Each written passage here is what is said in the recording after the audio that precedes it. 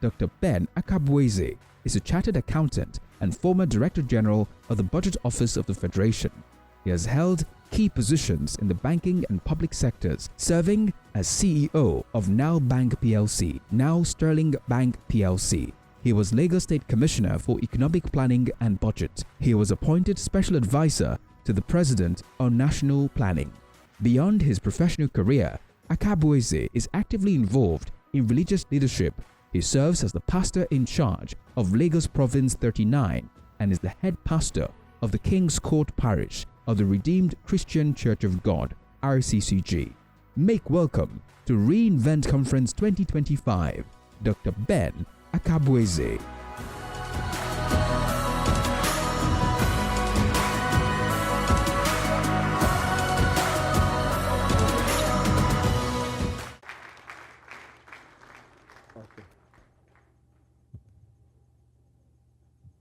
Please be seated.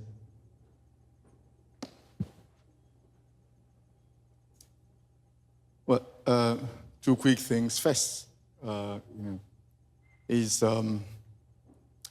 to thank very sincerely our hosts for reInvent Conference, Pastor and Pastor Mrs. Chris, for putting this,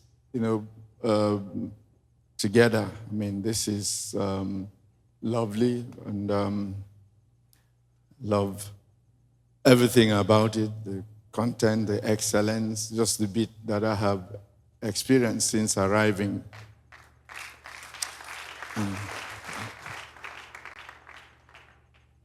And then very quickly, so that when I get back home, to my home church, they won't kick me out. Just to make a slight correction, the video, I think they picked it's referred to me as the pastor in church, as the King's at the King's Court, right? That's what I heard. Well, that changed from September last year, so I'm now domiciled at RCCG Christ Church. Amen. Praise the name of the Lord. Father, thank you for this opportunity and this privilege to share with your people. Help me, Holy Spirit, in Jesus' name. Amen. I have been asked to, share with us this evening on the subject of leadership strategies for sustainable growth. I have some slides which I believe have been seen, but let me just pull it up on my...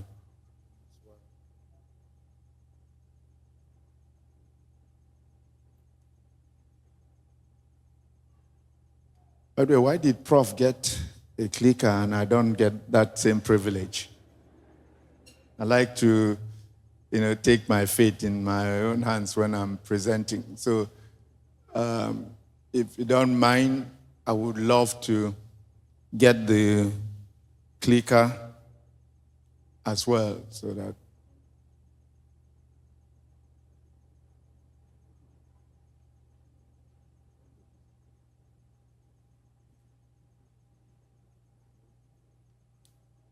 thank you.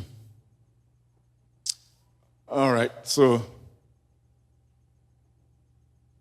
for those of you who aspire to lead, hopefully there's a team that you lead and you have the setup to be able to strategize. So we're talking about leadership strategies. So the first point to make about leadership is, if you think that you're a leader, but there are no people following, you're actually not leading, you're just taking a walk. There's nobody following. So followership, validates leadership. So if you're leading, make sure that the people who are following. This is an outline of what we'll be looking at. Okay, so it's there. Just say that this presentation will cover the role of leadership key strategies, challenges, benefits, and some real-world examples in achieving sustainable growth. So let's begin. In our topic for today, 4 key words, very, very weighty, title: leadership strategies for sustainable growth. It's only one, ordinary word in that, whatever, the word for. And so that's the one we're not going to be trying to, whatever. But everything else, let's start with some definitions. So what is leadership? Leadership is the ability to influence, aspire, so to influence, inspire, and guide individuals or groups. And what are you guiding them to? Towards achieving some common goals. Okay, that's what they're following, because it's a common goal that you all are set to, achieve. Leadership is the capacity to translate vision into reality. So if you're leading, there must be then a vision. There must be, and what's a vision? A vision is an envisaged endpoint, a destination. That's where you're leading them to. If there's no vision, really, it's not leadership. Maybe it's just some whatever. Maybe you're just heading them to nowhere. Leadership entails setting a clear long-term vision. It entails making strategic decisions and empowering others to contribute their best towards attainment of the vision. And so it's often said that visionary guidance is a key role of leadership. When I get to concluding, I'm going to pivot back to the good book, the Bible. I have a friend who makes a living by consulting for, top companies in the Silicon Valley. And oftentimes, when he consults, he makes all of these beautiful presentations. He doesn't make any reference to the Bible. You will not hear Luke chapter 1 verses whatever. And by the time meanwhile, it's principles from the Bible, a lot of it that he's teaching. By the time he's done, they're all going, wow, that was awesome. That was wonderful. But if he ever makes the mistake of saying, that's actually from the Bible, it will instantly cease to be awesome. It will immediately become, something questionable. Okay, so what am I saying? A good chunk of what you'll be hearing that are actually, somewhat rooted in the Bible. And towards the end, I'm going to try and make that connection so that you see that what we're doing today, because there are some people who think church should not be holding events like this. They think church should only be gathering people and saying, thus says the Lord, and whatever. But that's not the gospel that Jesus committed to us. It's the gospel of the kingdom. And the gospel of the kingdom is a wholesome gospel that impacts, and covers every aspect of our lives. When you look at Jesus during his earthly ministry, most of his teachings and even the miracles that he performed were in marketplace settings. They were not in some religious whatever. Occasionally he went into the synagogue and taught, but most of his teachings were not, there. Leadership is less about managing tasks and more about nurturing, a culture where people. So a leader is not, because there's some people who can't really they grow into leadership role. They're task managers. They just, they get stuck with that, whatever. That's not what leadership is. Yes, the leader must, lead by example. But, as I said earlier, if you're leading and there are no people following, you're not really leading. So it's less about urgent task, more about nurturing a culture where people are motivated to contribute, to innovate and grow. It's about creating an environment that fosters innovation, accountability, and ethical, practices. Okay? Ethical practices fundamentally, it's about integrity. And the simplest definition of integrity is mean what you say what you mean, and mean what you say. The Bible puts it this way. It says, let your yea be yea and your nay be nay. So you must lead an organization where yes is yes, then no is no. For leadership to be effective, okay? Because again, you can be leading and yet not be effective. For leadership, so when we speak about leadership generally, there's a presupposition that we're talking about effective leadership. Okay? But for leadership to be effective, it must encompass, certain qualities. And these include integrity, as I spoke about, empathy, adaptability, and strong communication skills. These are often collectively referred to as soft skills. So yes, the leader must be technically sound in their sphere, like a good doctor that just took us through this, the presentation on health. But effectiveness goes beyond just technical competence. Goes beyond technical skills. You must, possess, and you must seek to hone those, soft skills, integrity, empathy, adaptability, strong communication skills. A leader must be able to empathize with these people, figure out, how they doing, how they coping with the times, how did they get to work with, these, difficult times in terms of transportation cost and all of that. Take an interest in okay, but not necessarily always asking them, how was your night?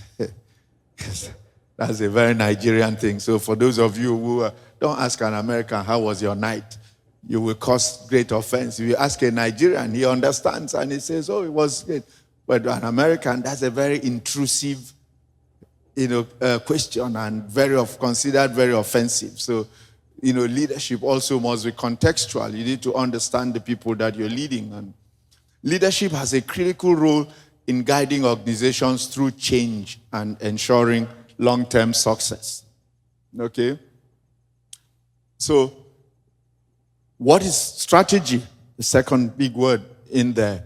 A strategy is a carefully designed plan or set of actions which are aimed at achieving specific goals or objectives. We keep coming back to that word, goals, objectives, and usually over the long term. That's another phrase we keep coming back to, the long term. Leadership is about long term. Leadership is not a flash in the pan. Leadership is not a quick fix, an overnight, thing. Strategizing, okay, involves analyzing current conditions, setting clear goals, and determining the best course of action to navigate challenges. Challenges are a fact of life. Okay, so that's why when people say to me, oh, when people try to blame the devil for any failures, I said to them, no, please, grow up, take responsibility. All you're saying when you try to blame the devil all you're saying is the devil did a better job of his own job than I'm doing of mine. It is the devil's, it's his own job to stop you. It's his own job to create challenges. It's his own job to put obstacles in your way. So, you can't blame your failure on the devil or whatever. Just own up. I did a bad job. I dropped the ball. The devil did a better job than me. He's good at his own job. He was better at his own job than I I was at mine. Okay? So challenges are a fact of life, whether in business or in any other sphere. But as much as challenges are a fact of life, opportunities are also a fact of life. So a leader, when you talk about strategies, about, overcoming those challenges, about seizing the opportunities. It's about making efficient and effective decisions. One, the decisions to cope with those challenges, and the decisions to take advantage of the opportunities. Strategies are commonly used in a broad range of human activities, wherever. It's more often talked about in terms of business, but you can see that even when it comes to church, we're talking about growth. When it comes to church growth, you must do strategy as well. Okay, so strategy is the backbone of achieving long-term success and competitive advantage in whatever it is that you do. Okay, so still, what is strategy? Strategy typically encompasses the following aspects. One, defining the objectives. You've got to be clear about where you're going. They say, if you're not sure about where you're going, about your destination, then every place becomes the destination. If you're unclear about where you're going, how will you know when you get there? How will you know when you arrive? So there must be clarity. Okay? Secondly, assessing the environment. You must understand your environment. Remember, I said earlier on that leadership is contextual. So you must analyze always both internal and external factors that combine to determine whether or not you succeed or fail. And so you must understand these factors, and you must, analyze them. Okay? And especially there's some tools for, environmental analysis. There's what we call the SWOT, which is strengths, weaknesses, and opportunities and threats. But we also have what we call the PISL analysis, which stands for, it's an acronym for political, economic, social, technological, legal, and environmental factors. So you must understand all of these and analyze the environment within which you operate. The third, in here is a mention of strategies, identifying key opportunities. Okay? Unless there's a key opportunity to exploit, there cannot be growth. So you must be able to identify what those opportunities are. Number 4, allocating resources. That's a mention of, brethren, the truth is resources, okay? Resources will always be, somewhat constrained. That's a reality. That's a reality of life. The only being who is not subject to limited resources is God. Every other being, every other organization, you will face, resource constraints. Trust me, Dangote is complaining about resource constraints for the next big project that he will want to do. Okay, so, he will always, so you must then seek to be able to efficiently allocate the resources that you have. And if you're not able to be efficient in allocating little resources, you won't be when the resources become great. I talks about he who is faithful in managing little will get more. Executing action plans. Execution. In our part of the world, that's where, things often rise or fall. We're often, not great at execution. But unless execution happens, results don't happen. Okay? So, and you must therefore have a plan to execute. So they say, if you don't, plan to succeed, if you fail to plan, you have planned to fail. So you must have a clear execution plan. And then finally is monitoring and adjusting. You must measure, you must track. Anything that is not measured cannot be managed. You can't manage growth if you're not measuring. Okay? So you must have metrics. Metrics are parameters for measuring. And you can set metrics in any whatever. You can talk about what's your market share, what, growth if in church, what's the size of the congregation, whatever line of business, you've got to have those metrics and you want to measure them. Okay? And then, what is sustainable growth? Here we're taking the last two words together. But let's begin with growth. Growth refers to the process of an organization expanding its operations, revenues, market share, or overall influence over time. And growth is, especially if our God is a God of growth. God is interested in growth. That's why the Bible tells us in 1 Corinthians chapter 3 and verse 7, 1 Corinthians chapter 3 and verse 7, it says, so then, neither he who plants is anything, nor he who waters, but God who gives the increase. So God is interested in growth. So yes, you're a leader, strategic leader, fantastic, all of that, okay? But ultimately, there's a God factor in growth. But the point here is God is interested in growth. He's interested in growth. And let's understand that the opposite of growth is not stagnancy. People often think the opposite of growth is stagnancy. The opposite of growth in the real sense is death. When you stop growing, you start dying. When an organization stops growing, it starts dying because everybody else is not waiting for you.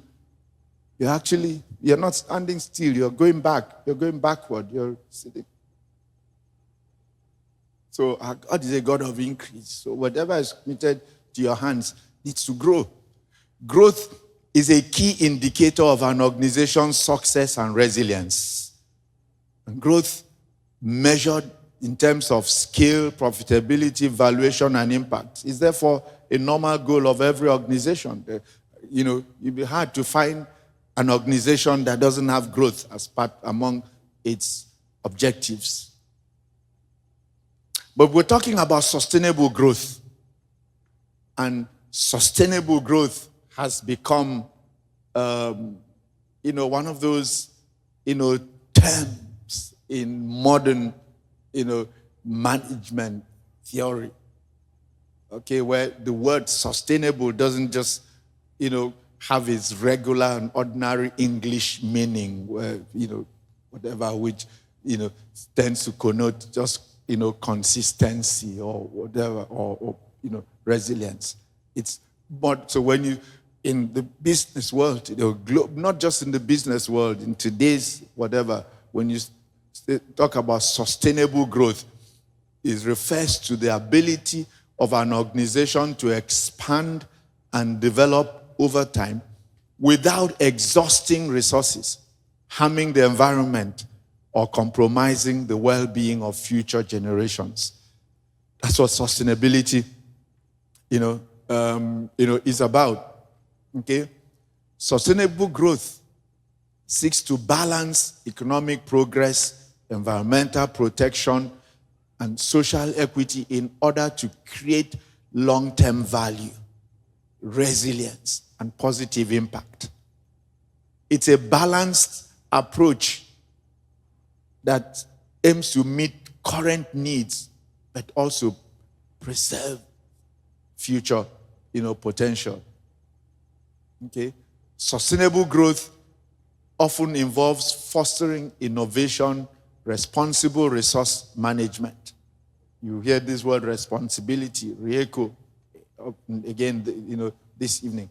And ethical practices. That's something, again, that you hear a lot of. So it's not, sustainable growth is not growth at anyhow. It's not growth on, by any means. It's not growth where the means, the end justifies the means. No. Sustainable growth says that the means is as important as the end. The end is you want to grow, but the means by which you grow is also important. Okay? And sustainable growth, in today's world, says that it's not sufficient to grow, but to do so sustainably. And guess what? Investors, lenders, regulators, and other stakeholders are increasingly mainstreaming sustainability into their evaluation processes. There are banks today that will not lend money to you unless, you check the box on sustainability practices.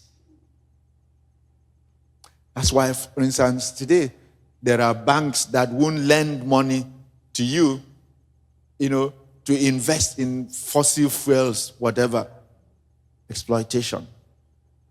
Banks wouldn't lend money to you if all you want to do is go in and cut down trees to produce furniture without any plan to replant and whatever and all of those things. There are investors who will not put money in your business. Because of all of that. So sustainability is, critical. So, see in the middle there, sustainable growth, but it stands at the intersection of all of these other, considerations. And that's why it's a balanced approach to growth, not just growth, but sustainable, growth. So there are benefits of sustainable growth. One benefit, environmental. Sustainable growth seeks to reduce, carbon footprints. We know about the phenomenon of global warming that, endangering all of, the world. Never mind that there are people like the Trumpists of this world that, question the science of this. But I think there's overwhelming evidence, in support of this. And sustainable growth also has social benefits. Okay? And so you're not just seeking to make money, but how about the community in which you're operating? What kind of relationship you building with that, that community? It's in your enlightened self-interest, to pursue, corporate social responsibility. These things help to enhance trust and your brand reputation, and brand equity is significant capital in any business. When the prof was trying to tell us about these instruments for measuring blood pressure, unwittingly he advertised it, unpaid advert for the Omron brand, because there are brands that have become like the whatever, built great equity. I suspect that many of the people who heard him and who will heed to the call for action, when they go out there today, when they go to the farmers, they'll be asking, do you have Omron? They will not remember. So you've got to, whatever you do to build your brand is an investment in sustainable, growth. It also has financial benefits, long-term stability and increased investor, confidence. I need to rush now. The role of leadership in sustainability. Okay? Visionary leadership. Set clear future-focused vision. As I said, note the future-focused vision. You can't be talking about vision and be looking backward. Your eyes are in front of you, not behind you. So your vision must be future-focused. You must look at the accountability and innovation. Okay, so this is what leadership must put in place. They must be concerned about, if they are interested in sustainability, in sustainable growth, balancing, priorities. Okay, so I say here that leadership is critical in guiding organizations toward all of these goals. And strategic leadership is about driving both immediate improvements and enduring growth. Sustainable growth is about enduring growth. There are some key leadership strategies to achieve, sustainable growth. Okay? Again, we'll talk about strategic vision and planning. You cannot, if you want to grow sustainably, you cannot fail to plan. And the book tells us in Habakkuk, he says, make the vision clear. He says, write it, that he who reads it may run with it. You can't be leading an organization and there's no, clarity of the vision. And I'm not talking about a vision statement hanging on the wall in your organization. There are many organizations that just try to check the box. Oh, we have a vision and mission statement. But nobody in the organization can recite that vision or mission statement. Indeed, even the leader himself, without reading it, may not be able to, whatever. If that's the kind of vision, that organization isn't going anywhere towards that vision. So it must be a compelling, it must articulate, it must be a compelling term vision. Encouraging ethical practices, to going back and, about this. Fostering innovation and creativity. These are all things that you must do, as part of the strategic level. Engaging, stakeholders. You must, okay? And you must seek to build transparent, trust-based, relationships. Feedback. You must have feedback, mechanisms from your shareholders, from your stakeholders. Adapting to changing environments. The leader who wants to achieve sustainable growth must be adaptable, and the organization must be adaptable, because the one thing that is constant in life is change. So you must then also be adaptable. You must sufficient flexibility. Agile decision making. You must be able to respond, quickly to market changes.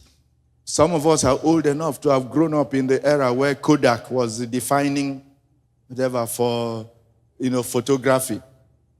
When last did you see a Kodak, whatever, nothing. They didn't adapt to the evolution, to the change in technology. If you fail to adapt these days, you only end up a dinosaur. So agility is important. And then you must invest in talent. You must invest in talent. There are people to lead organizations and they're not investing in talent. Whatever. Your people always will remain your most important asset. So you must invest. And many people mouth that as a cliche. Our people are our most important asset. Yet, when they allocate the organizational resources, you see next to nothing going into, that developing that, most important asset. There are examples of, companies globally reputed to have grown rapidly and growing, but whose growth is anchored on sustainability and sustainable standards. You have Tesla, automotive, you know about it, the electric vehicles, basically, as an traditional, petrol-powered cars. They are focused, is on renewable energy, battery innovation, and they're getting rewarded with long-term growth. You know about the company called Lego. People here grew up playing with those, whatever. That company, Lego, that used to make all those things from plastics, no longer does that. Committed to using just plant-based materials for their bricks. Okay? You know, Rothy's is a retail. They only use recycled plastic bottles to create shoes, bags, and all of that. So all of these companies are just demonstrating that you can actually achieve growth, you know, in a sustainable way by mainstreaming these sustainability practices into your business. There are, of course, challenges, you know, in pursuing sustainable growth, but each of these challenges has solutions. So you will face resistance to change, to entrench practices and mindsets. But, you know, so here I state a challenge and I show, you know, the solution. You're going to get this slide, so I need to run now because I'm looking at my time is on balancing the cost of sustainability initiatives with financial goals. At the end of the day, you're still in business. So you must, the bottom line, you must keep an eye on the bottom line. So you can't be pursuing sustainability, you know, to the complete detriment of the bottom line. So there's got to be a balance. And that's a, you know, a factor of life. Even talking about our health, we saw there, we're told that we needed to balance things. Short-term focus conflicting with long-term planning. You notice I've kept harping on the long-term perspective. We're talking about sustainable growth. It's got to be measured over the long term. Resource limitations, and that's, by the way, part of why I didn't pick a Nigerian example in the companies, because there's none that, you know, is sufficiently long-term in terms of their practices that I could, you know, cite. Resource limitations, you know, constant, never. Conclusion. Leadership is essential for driving sustainable, you know, growth. The key leadership strategies for sustainable growth, as we talked about. There are benefits of sustainable growth, which are far-reaching. And there are some leadership tools for driving sustainability that we can adapt. Data-driven decision-making is one. Employee engagement strategies. Sustainability audits. You've got to pause and, you know, open yourself up to external scrutiny and see how you're doing. And so effective leaders in the 21st century must lead the way to a more sustainable and prosperous future, not just for the organization, but for humanity at large. Okay? There are suggested action plan and next steps for you to integrate sustainability practices into your organizations as you leave this place. One is go back, you know, conduct a leadership and organizational assessment. How, you know, your organization, how they poised, how are you faring in terms of this, you know, schedule strategy workshops and training sessions. Align your departmental objectives with the overall organizational vision. I'm assuming here that at the very basic level, you have a vision. Initiate pilot projects to test new ideas. Establish and track metrics for sustainable growth. You've got to set those metrics or measure. Commit to periodic strategy reviews and adjustments. And you know, as I said, let me close. You know, the Bible, you know, is great on, how many people have read the book Jesus CEO, Jesus Christ CEO? A lot of all of these, you know, management principles that people, whatever, take credit, put behind their names, are actually rooted in the Bible. You know, when we talk about strategic leadership, we have a number of biblical examples. Okay? Joseph, you know, taught the world a lot about crisis management, about economic strategy. Okay? Moses taught the world a lot about delegation. Way back then, when he took the advice of his father-in-law, that was the origin of delegation. You know? Systematic governance. That's the origin of it. You know? Nehemiah taught the world visionary leadership, project management. A lot of the principles, like today in project management, are rooted in, Nehemiah's, example. David taught the world a lot about military and political strategy. A lot of the principles that David, I don't have time to unpack this, but I'll just spend, 2 minutes on, Paul, the Apostle Paul. Apostle Paul taught the world a lot about organizational growth and expansion. Paul was, because this session is about growth, sustainable growth, about Paul strategically led growth in Christianity. And the number of strategies that Paul used, today you hear them, the high-sounding words. You will hear them in management theory, they say scalability strategy. That's what Paul was doing when he was establishing churches in key cities along trade routes. That's, whatever. Today the world will talk about, they say, identify key markets and create replicable models for business expansion. That's what Paul did when he was establishing churches in key cities along trade routes. Paul taught the world leadership, multiplication, in training and appointing leaders like Timothy and Titus. Today, the world will talk, they say you've got to train managers and employees who can uphold company values and culture. That's what Paul was doing. Yeah. Paul taught, adopt the strategy of communication and influence.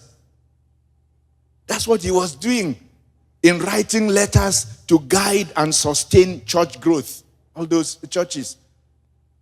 And today, in management, they will talk about, they say, you've got to utilize digital platforms, and thought leadership and industry networks to spread expertise. That's simply, what Paul did. That they were just putting a lot of high-sounding words around. Thank you for your kind attention.